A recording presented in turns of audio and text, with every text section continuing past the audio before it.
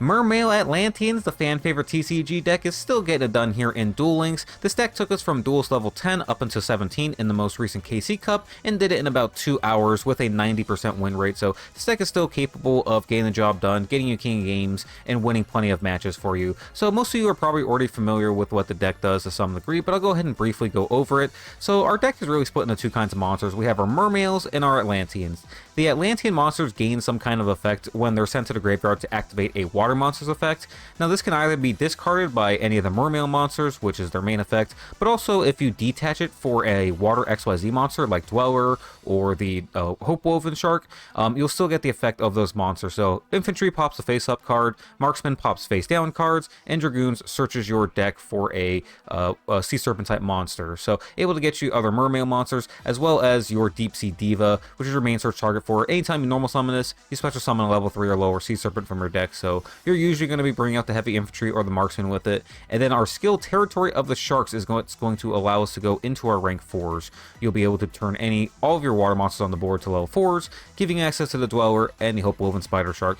You can only use it twice per duel, so if you do already go through your skill uses, you can also go into Cat Shark here. It's a rank 2 that you can use Deep Sea Diva and Heavy Infantry to go into, and still be able to detach the pop a monster on the board. But as I mentioned, our Mermails allow us to discard our discard our water monsters to special summon them from our hand. They also gain an effect when you special summon them. We don't have anything for the Megalo, but the Abyssus is going to let us search our deck for the Abyss Gunday, which is a nice target to send back with the Moray of Greed. A lot of times you're going to search it with this, send it back with the Greed, and try to draw into something like Diva or your other Mermail monsters. We also have one copy of the Deep Sea Sentry in here.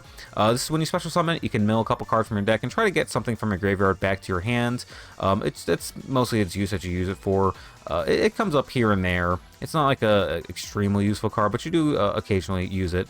We also have 3 Moray of Greed in here. Really good for fixing your hand as well as shuffling back like the Abyss Gunday when you search it off of the Abyssus and trying to get more useful cards out of it.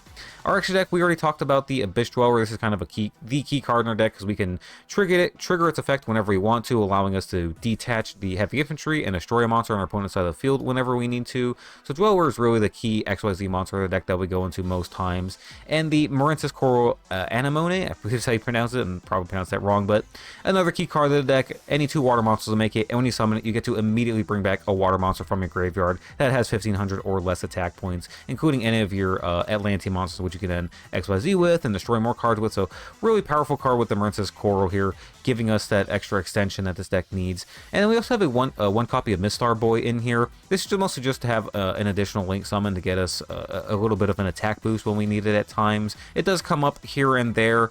I mentioned the Cat Shark. This is also a big card if you run out of your skill uses for the duel. And then we also have the one of Trishula Zero Dragon of the Ice Barrier. Another really important card of this deck, actually. You'll occasionally run into things that you just can't out with your Abyss Dweller or your Heavy Infantry. You just don't have a way to destroy it. You can't swing over it. A lot of those games, Trishula Zero Dragon of the Ice Barrier is your out and will win you a ton of games. So if you do need this card for the deck for sure, you can go into it with the Deep Sea Diva, Infantry, and Abyssus together. The 3 of them will make the Trishula Dragon. And again, it's going to be a huge out to a lot of problematic cards. But let's go ahead and dig straight into the replay here against Blue Eyes. And as you guys know, I like to have my first game just kind of that I do in the replay, just kind of like a basic thing to show you guys what our combo is here. So turn 1, we have the standard sort of Mermail Abyssus, discard the Dragoons. Dragoon's going to search our deck for a Deep Sea Diva. We're also going to get the search off the Abyssus as well. So we'll go ahead and follow up with the Diva here, bring out the Heavy Infantry. Going to go into our Link monster here, into the Coral monster. We can, usually what we would do here is now use our Mermail monster to bring back something from our grave. Ideally the Infantry, then we'll either normal summon something, go into our XYZ play, but since we have the extra Mermail monster in our hand as well as the discard fodder for it, we're going to go ahead and do that here. Marksman can pop his back row, summon the additional Mermail monster, so we'll bring back something with the Coral, go ahead and go for our XYZ summon into the Dweller after we use up our skill. Dweller can now be used to detach the Marksman to pop his monster, and since we know this is a Blue Eyes deck, we also know that if he does somehow survive with a hand trap or whatever, he's not going to get to summon in the end phase either, because the Abyss Dweller is going to shut down his monster's effect. But it doesn't matter, he doesn't have anything to protect ourselves. We get the easy win versus Blue Eyes. Alright, next up we have a matchup against Lunalights. Now this is one of those matchups that can be a little bit tough because we don't have a great option to get rid of his monster, right? Because his untargetable monsters, I should say. We can't target them with our heavy infantry, so we have to find another way to destroy them. And our Trishula monster is going to be a big help in doing that. So turn 1, I was actually really tempted to not even go into an extra deck monster because of the whole they can send the monster from their deck to their graveyard if they do with their Lunalight fusion card, but I figure it's better to go for the Abyss Dweller anyways because the Dweller does shut down his graveyard effect. So go into the M2S Core monster. Core will bring back the heavy infantry.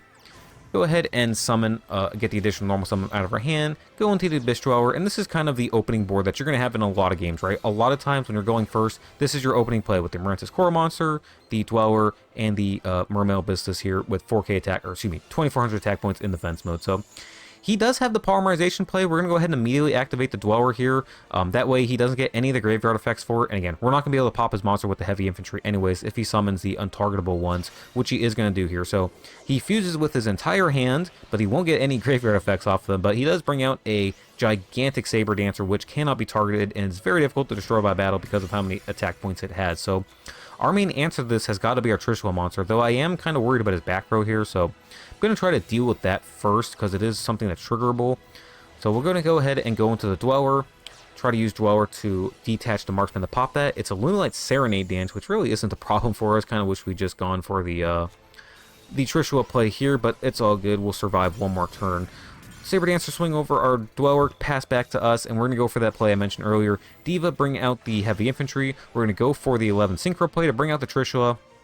Our one and only real out to this thing. He has the bottomless, but it's not going to matter because we have over 4,000 damage now. He has nothing left in hand to defend himself, so we can just go ahead and bring back our monster from the grave, summon the Mermail monster, well over 4,000 damage on the board. Easy win against the Lunalight player. Next up, we have a matchup against Toons. It's a pretty good budget deck, and I actually have a Toon video that I'm working on right now. Hopefully have that out in the next few days once this one has gone live. So definitely be on the lookout for that.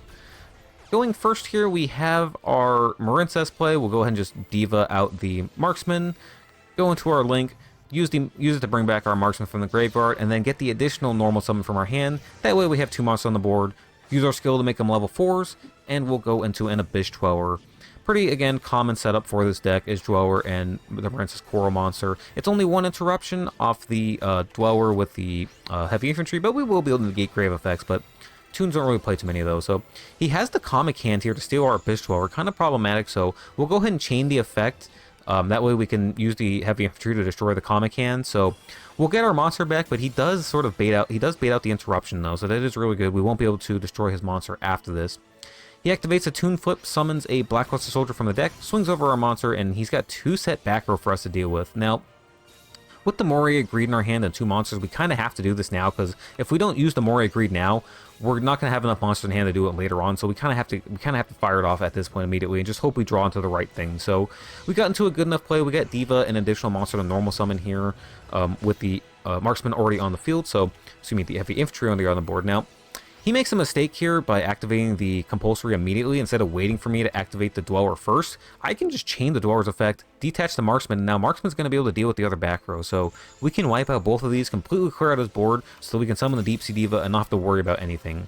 So Diva out the heavy infantry. We're going to immediately go into the Cat Shark because remember, we've already used up our skill this turn. We can't use our skill again this turn, but the Cat Shark can trigger the heavy infantry effect. We'll detach, double our attack points, and now we got 3,000 attack points to swing through and get the win against Toon. Now I believe this was our loss versus Blackluster Soldier. I think we only lost 3 games with this deck the whole time that we were playing with it, and I think 2 of the 3 losses were to Blackluster Soldier, especially when we went first against them. We just don't have a ton of interruptions we're able to put out turn 1 because we don't run any trap cards, any back row of any kind. It's just a single Abyss Dweller with a heavy infantry under it. And against Blackluster Soldier, which can dump out multiple 3,000 attack point monsters, including the Envoy at the beginning, which can attack multiple times, it's really difficult to survive against this deck if you go first.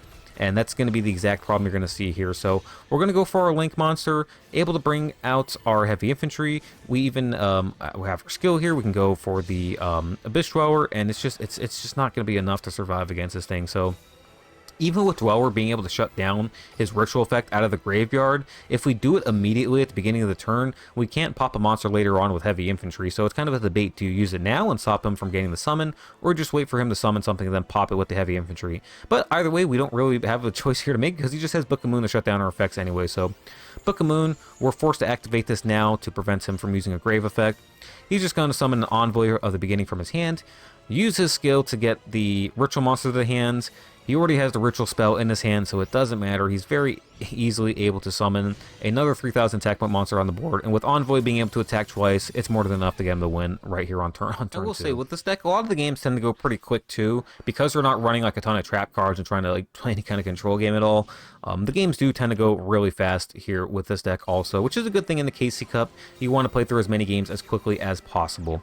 So going second, we have 2 Moray Greetings here. We have to fire these off again. We can't just let multiple Moray Greetings sit in our hands. It's just too many spells in our hand. We've got to empty them out. We don't want to run out of monster in our hand, so unfortunately we drew the Abyss Gunday, so we're not going to get the additional search for it, but we do have the other Mermail monster along with the Dragoon, so we'll go ahead and summon that.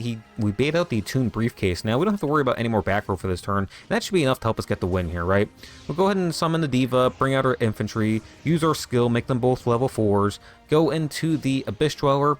Dweller can deal with his monster now, so we'll go ahead and do exactly that. Heavy infantry, pop the monster. We'll summon the Abyss Megalo to hand, clean out the board. Nothing left for him to defend himself. Easy win here against the Toon. Now we have a matchup here against Elemental Heroes. He's going to lead off with the Stratos, search for the Blaze Man. He's going to place a couple back row here, including a really interesting one that I don't see too often, Summon Breaker. Wouldn't surprise me if you haven't seen this one either, as it doesn't come up too often, but really cool card. During main phase 1, if the turn player successfully conducts their 3rd summon of a monster this turn, it becomes the end phase. So if you summon 3 times in your turn, it immediately becomes the end of your turn, and that's it. And obviously this deck likes to summon 3 times per turn just to go into all of its basic combos, so we've got to find a way to deal with this immediately. We've got to get to like a Mermail Abystis to discard our heavy infantry. And we do have that here. We did get the Gunday, so we're going to try to send back the Gunday, and that way we can try to search it for it again with the Mermail. So we'll go ahead and do that play. The Abystis is going to discard the heavy infantry. Infantry pop the Summon Breaker, so we're able to deal with that immediately. But he still has a face down back row that we got to deal with, so finding a solution to that, we'll go ahead and just immediately discard the Marksman for our other Mermail monster. Targeting the back row, it is a Book of Moon, so that's not going to shut us down at this point now with everything that we have left. So we'll conduct our first normal summon for the turn, go ahead and go for our link play into the Marensis Coral monster, use it to bring back the heavy infantry. Heavy infantry is going to let us get our second normal summon for the turn, and we're not going to even need to use the Diva effect here. We're just going to use the Diva as an additional link material, go into the Dweller.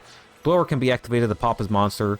What do you know, we have over 4,000 attack points on the board, and we get the easy win versus Elemental Hero. Guys, if you liked the video, please be sure to like and subscribe. It really does help out the channel. I really do appreciate the support, everything in the comment sections, and everything you guys have been giving me. So thank you so much for your time. I really appreciate it, and have a great rest of the day.